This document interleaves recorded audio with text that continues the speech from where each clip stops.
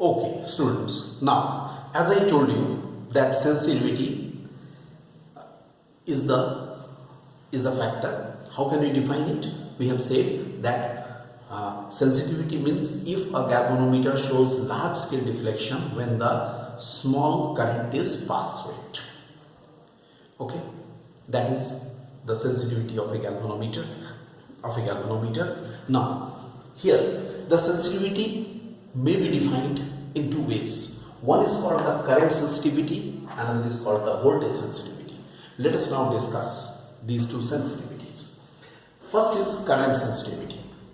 It is defined as the amount of the deflection produced by the galvanometer when unit current flows through it. So, current sensitivity symbol is Is. It is defined as the amount of the deflection produced by the galvanometer when unit current flows through it. Means what? We have till now we have the formula I is equal to G into alpha. So it is Is must be alpha by I. Deflection per unit current. What is this? 1 by G means N, S, B and C. Alright, no problem. Secondly, the voltage sensitivity. What is the voltage sensitivity? The voltage sensitivity is defined as the deflection produced per unit potential difference across the galvanometer. Deflection produced per unit potential difference applied across a galvanometer. That is equal to how much? Alpha by I into R. Means 1 by G into R. Or NSB by C into R. Look, both the expressions. That means sensitivity, okay, depends on number one, N number of turns, number two, S or A. Actually, don't be confused, it is A. Please don't be confused, it is A. A is the area of the coil. Then B is the strength of the magnetic field, and number 4, C. Generally, sensitivity means we are hinting on the current sensitivity. So C is the torque per unit twist. Okay, sensitivity, if you are asked in a board examination on what factors the sensitivity of or a current sensitivity of a galvanometer depends, you will say these are the factors. One more thing I just tell you here, R is what? It is the resistance of the galvanometer. Definitely galvanometer is made up of so many metallic parts, so it must have some resistance also. R is the resistance.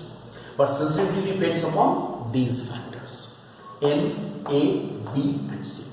Alright. Now, if I want to increase sensitivity,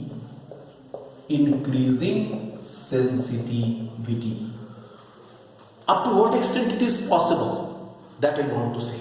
Number one, first is, N. I'm briefing, you just listen to it. To increase the sensitivity, we have to increase the value of N. That is, number of turns must be increased. But number of turns can be increased up to a certain limit only.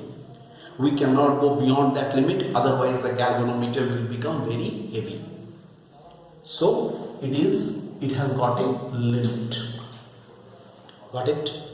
Second point is area. By increasing the area of the coil. That is also the same thing. We can increase the area of the coil also up to a certain limit. Otherwise, again, it will be very much bulky and very much heavy. That's why there is a limit up to this also. Up to a certain limit, we can increase it. Number 3 is B. Okay, the value of B we can increase according to our desire, according to our capacity or possibility. For that, we have to use the strong magnet. Okay, strong magnetic poles. And number 4 is C. C is the torque per unit twist. since phosphor bronze has a very small value, actually C should have a very small value. For having having a very large value of IS, we should have small value of C. Okay?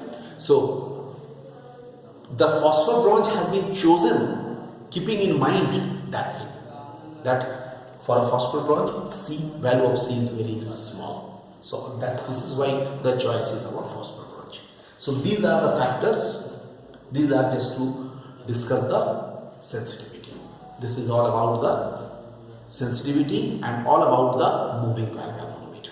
As I have told you, I will send one notes also, which will include mainly the construction and working of the moving coil galvanometer with this video when I will upload. Alright.